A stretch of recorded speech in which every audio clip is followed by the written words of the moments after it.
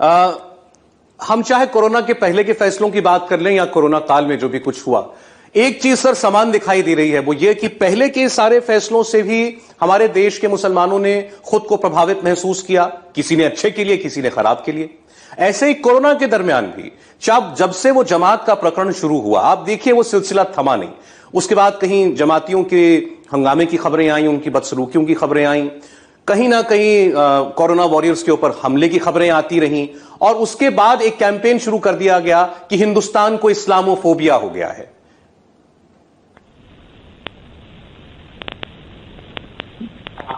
इसमें आप मुझसे प्रतिक्रिया चाहते हैं क्या? नहीं, मैं आपसे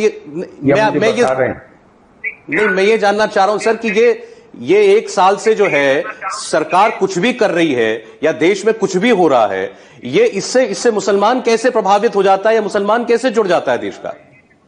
इसे आप इत्तेफाक कहिए कुछ, लेकिन ये हुआ है। आप अगर मुझसे जानना चाहते हैं तो मैं आपसे ये कहूंगा, एक मैं आपको मशवरा देना चाहूंगा, इन चीजों के बारे में बात करना बंद कर दीजिए। अगर हो भी तो भी बात करना बंद कर दीजिए। जब आप इसको प्रचारित करते हैं तो और बहुत से लोगों को इसी मुहावरे में और इसी जुबान में बात करने में उन्हें लगता है कि इसमें हमें पब्लिसिटी मिलेगी। आप अगर इसके बारे में इसका नोटिस लेना छोड़ दें तो ये लोग, ऐसे लोग, ये इस तरह कहना कि मुसलमानों में एक वर्ग हो सकता है जो ऐसा है। अब अगर इस पे कम्युनल लेबल लगाना ये कोई बहुत अच्छी बात नहीं है। हमारे एक प्रोफेसर थे जो ये कहा करते थे कि जब हम बात करें तो उस वक्त अपनी भाषा का क्या भाषा और क्या मुहावरा हम प्रयोग कर रहे हैं उसका ध्यान रखने की जरूरत है, क्योंकि वो भाषा और मुहावरा जो अलगाववाद की भावनाओं को बढ़ाए, वो आपकी चिंता का प्रतीक नहीं होता है, बल्कि वो ये है कि जैसे हम ट्रबल्ड वाटर में अपना फायदा हासिल करना चाहते हैं। इसको बंद कर दीजिए, इस तरह से देखना बंद कर दीजिए। चंद जगहों पे अगर कुछ लोग प्रॉब्लम करते हैं, आप उसको पूरी कम्युनिटी के साथ कैसे जोड़ सकते हैं? हाँ, आप अगर ये कहें कि चंद लोग ऐसा कर रहे हैं तो मैं समझ सकता हूं आपको। केरला में मिसाल के तौर पे जितने तबलीगी जमात के लोग आए, एक आदमी ने भी रेजिस्ट नहीं किया, सब ने अपने आप को तुरंत क्वारंटाइन में रिपोर्ट कर दिया। ये इसको जनरलाइज मत किया कीजिए। ये अपने आप में जो तरीका है, मुझे इस तरीके में समस्या नजर आती है। सर मेरी बात शायद आप उल्टी समझ गए, मैं भी वही बात कह रहा था जो आप कह रहे हैं, और इसीलिए मैंने आपसे पूछा कि ऐसा क्यों हो रहा है कि यह बात हमारा पीछा नहीं छोड़ रही। आप कहें तो इसको हम लोग कालीन के नीचे दबा सकते हैं, लेकिन ऐसा कहने से, मेरी बात एक मिनट सुनने सर, ऐसा कहने से कुवैत की कैबिनेट अपना रिएक्शन देना बंद नहीं कर देगी, ओआईसी अपना स्टेटमेंट बंद नहीं कर देगा, यूएई का राजघराना आपको यह याद दिलाना बंद नहीं कर देगा कि कितने करोड़ों लोग हमारे यहां गल्फ में हमारे यहां काम करते हैं और अरबों रुपया भेजते हैं। ये सब हुआ तो उसकी कोई वजह होगी। मैं ओआईसी वो ऑर्गेनाइजेशन है कि अगर आपने विकीलीक्स पढ़े हों तो जहां एक ओआईसी का एक मेंबर अमेरिका को उकसा रहा था कि दूसरे मेंबर पे हमला कर दो, आप इनको गंभीरता से लेंगे? ये हमारे लिए इतने इंपॉर्टेंट है? मैं ओआईसी हो या वो देश, आप जिन देशों का नाम ले रहे हैं, जिन देशों में नागरिकों को बुनियादी आजादियां मुहैया नहीं है, वो अपनी राय नहीं रख सकते, उनको यह हक हासिल है कि वो हमारे ऊपर कमेंट करें? मैं बजाय उनके कमेंट का जवाब देने के, मैं उन्हें याद दिलाऊंगा कि पहले अपनी नागरिकों को आजादियां दे दो, तब हमारे बारे में बात करना। इनको आप जितनी इंपॉर्टेंस देंगे उतना ही, और आपकी मजबूरी है, मैं समझ सकता हूं, क्योंकि ये सब टीआरपी से जुड़े हुए मामले हैं, इसलिए आपकी मजबूरी है। मैं तो इनको कोई इंपॉर्टेंस नहीं देता, और ना इनके बयानों से मेरी सेहत पे कोई फर्क पड़ता है। सर मजबूरी तो हमारी इसलिए हो जाती है क्योंकि देश का माहौल जो है वो तो बताना जरूरी है। अब अगर देश में फल की रेहड़ी भी हिंदू मुसलमान होगी, देश में फल की दुकान के ऊपर भगवा झंडा लगेगा और उसकी वजह से किसी को उलाहना और ताना दिया जाएगा तो कोई तो ये बात करेगा सर। हाँ, मगर काम उस इलाके के सब इंस्पेक्टर का काम है कि अगर कोई आदमी जबरदस्ती कानून अपने हाथ में ले रहा है तो वो उसके खिलाफ कार्रवाई करे। ये काम ये नहीं है कि राष्ट्रीय चैनलों पे इसकी चर्चा की जाए। सर राष्ट्रीय चैनलों पर दिल्ली में दंगे हो तो भी चर्चा नहीं होगी, इस लिहाज से तो हमको सीए के बारे में भी बात नहीं करनी चाहिए। आपने अभी एक आग का उदाहरण देकर अपनी बात समझाने की कोशिश की थी। इस कोरोना के सैलाब में सर वो सीए की आग बुझी नहीं होगी, ढकी हुई है। भाई तो फिर मतलब मुझसे क्या चाहते हैं आप वो बता दीजिए।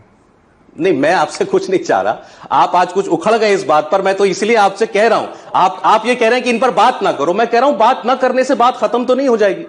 नहीं, मैं नहीं कह रहा, मैं कह रहा हूं अगर आपके नजदीक वो छुपी हुई है तो उस पर घी डालने का काम मत करिए। मैं सिर्फ ये कह रहा हूं। ऐसा आपको क्यों लगा सर? मैं घी डालने का काम नहीं करूंगा जी। ये ऐसा आपको क्यों लगा कि आग में घी डालने का काम है? अरे भाई आप ही कह रहे हैं कि आग छुपी हुई है, तो अगर आग छुपी हुई है तो उसको और पब्लिसाइज करने से तो घी का काम करेंगे ना। कायदे की बात यह है, अगर आपके पास कोई ऐसे साक्ष्य हैं कि जहां आपको लग रहा है आग छुपी हुई है तो उसका तरीका यह है कि जो संबंधित अधिकारी हैं उनको जानकारी दीजिए ताकि वो उसके खिलाफ कार्रवाई कर सकें। ठीक है सर, वैसे एक चीज बस मैं कहना चाहता हूं, आप इतने वरिष्ठ व्यक्ति हैं, हम आपसे सब सीखते हैं। ये कभी कभी जाती कर देते हैं आप लोग हमारे साथ, कुछ ऐसा इशारा करके कि देश में सब कुछ अगर गलत हो रहा है तो उसके लिए शायद सिर्फ मीडिया जिम्मेदार है। ऐसा है नहीं सर। ये मैंने तो कहा नहीं, आपकी बातों से आज कुछ ऐसा ही लग रहा है। कभी कभी क्या होता है कि हमारी छुपी हुई भावनाएं जो हैं वो आहत हो जाती हैं। मैंने तो ये बात कही नहीं कि आप जिम्मेदार हैं, मैंने तो सिर्फ ये कहा है कि समस्याएं बहुत हैं, हम समस्याओं को किस तरह टैकल करें। क्या समस्या को टैकल करने का तरीका यह है कि हम उस पर लेबल लगाएं, या समस्या को टैकल करने का तरीका यह है कि ऐसे लोगों को आइडेंटिफाई करें और हम उनको उस कैटेगरी में रखें जो लोग कानून को अपने हाथ में लेने की कोशिश करते हैं। और हमारे पास एजेंसीज हैं, हमारे पास कानून है। ये देश उन देशों की तरह नहीं है जिनका अभी आपने नाम लिया जो हमारे खिलाफ बयान दे रहे हैं, चाहे यूएई हो या कोई और हो। हमारे यहां कानून की हुकूमत है, हमारे यहां व्यक्तियों की हुकूमत नहीं है। हमारे यहां कोई भी आदमी को हक है कि वो उन एजेंसीज को, जो लॉ एनफोर्समेंट एजेंसीज हैं, उनको संपर्क कर सकता है। और अगर मैं और आप अगर वो एजेंसी हैं और हम अगर अपनी जिम्मेदारी अदा नहीं करते तो वो कोर्ट जा सकता है। तो हमें ये ऐसा नहीं, जो बात मैं कह रहा हूं वो ये कि उस जिम्मेदारी का एहसास करना चाहिए, जो जिम्मेदारी एक दुनिया के सबसे बड़े लोकतंत्र होने के नाते, एक विधि व्यवस्था का समाज होने के नाते जो जिम्मेदारी हमारे ऊपर आती है, उस जिम्मेदारी का एहसास करना चाहिए हमें। ठीक है सर, कोरोना पर एक दो सवाल आपसे पूछना चाहता हूं। आप जिस राज्य में हैं, केरल में, केरल से ये मामला काफी तेजी से बढ़ा था, काबू में कर लिया गया। लेकिन अब जब हम अनलॉक की बात कर रहे हैं तो केरल ही वो राज्य था जो कि काफी पहले से रियायतें देना चाहता है। आज जब हम देश को अचानक खोल रहे हैं, बहुत से लोगों के मन में ये सवाल है कि क्या ये सही वक्त है? हम 2 लाख के करीब मामलों के पहुंचे हुए हैं, क्या इतनी तेजी से देश को खोलना ठीक है? पहली बात तो ये है कि केरला में कोरोना बहुत तेजी से कभी नहीं बढ़ा। अगर आपकी ये जानकारी है तो गलत है। केरला में कोरोना का पहला केस रिपोर्ट हुआ, लेकिन केरला में कोरोना को बहुत ही प्रभावी ढंग से बल्कि मैं कहता हूं पूरे देश में सभी ने बहुत ही प्रभावी ढंग से उसको नियंत्रित करने की कोशिश की। केरला को एक एडवांटेज ये था कि केरला में अब से पहले नेपा की समस्या आ चुकी थी, पिछले 2 सालों में फ्लड की समस्या आ चुकी थी। तो यहां पर एक तरह से जो तंत्र है वो एक आपातकालीन स्थिति से निपटने के लिए बेहतर स्थिति में पहले से मौजूद था। इसलिए केरला में पहली बार बिल्कुल तेजी से यहां नहीं बढ़ा, यहां एकदम नियंत्रित हो गया।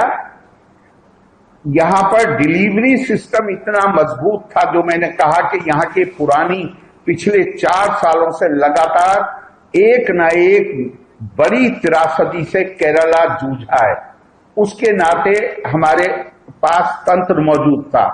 फिर कुटुंबश्री की शक्ल में हमारे पास एक बहुत मजबूत डिलीवरी सिस्टम था।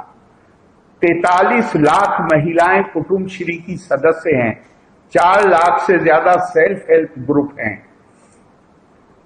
प्रधानमंत्री जी ने जब लॉकडाउन अनाउंस किया 24 घंटे से पहले, यानी अगले दिन दोपहर लंच के टाइम तक लगभग 500 कम्युनिटी किचन चालू हो गए थे और अगले दिन दोपहर तक 1500 किचन चालू हो गए थे।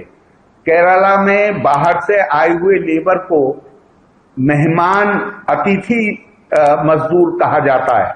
यहां पर मैंने पर्सनली, चूंकि आप जानते हैं मेरा संबंध यूपी से है, यूपी के यहां बहुत मजदूर हैं, बिहार के बहुत दोस्त हैं जिनके क्षेत्रों के मजदूर हैं, बंगाल के बहुत दोस्तों के फोन आए, उड़ीसा के दोस्तों के फोन आए। मैंने पर्सनली जो भी फोन आए उनको सिर्फ मेरे स्टाफ ने नहीं, मैंने पर्सनली उनसे बात करी और मैंने उनसे खास तौर से पूछा आपको खाने पीने की तो कोई दिक्कत नहीं। वो एक ही बात चाहते थे कि वापस भेजने का इंतजाम कर दिया जाए। तो मैं उन्हें समझाता था कि वो अभी पॉसिबल नहीं है, लेकिन आपको खाने पीने की तो कोई दिक्कत नहीं है। एक भी आदमी ने ये नहीं कहा कि खाने पीने की दिक्कत है। एक आधे केस में जहां कहा गया वो इसलिए कि वो उन कैंपों से दूर थे और उनके लिए तुरंत इंतजाम कराया गया। तो यहाँ पे बिल्कुल उस तरह का नहीं है जो बात आपने शुरू में कही। दूसरी बात यह है कि केरला ने, ये बात सही है कि कुछ लिए, लेकिन जैसे ही उन्होंने कहा ये अभी नहीं, 24 घंटे भी वो रिलैक्सेशन नहीं चले, 10 घंटे के अंदर वो रिलैक्सेशन वापस ले लिए गए। केरला सरकार ने केंद्रीय सरकार के साथ पूरे सामंजस्य स्थापित किया। वीडियो जो है वो फ्रीज हो गया है, कुछ टेक्निकल प्रॉब्लम है, इसको बहुत जल्द दुरुस्त करते हैं, वापस लौटता हूं सर, एक छोटा सा ब्रेक।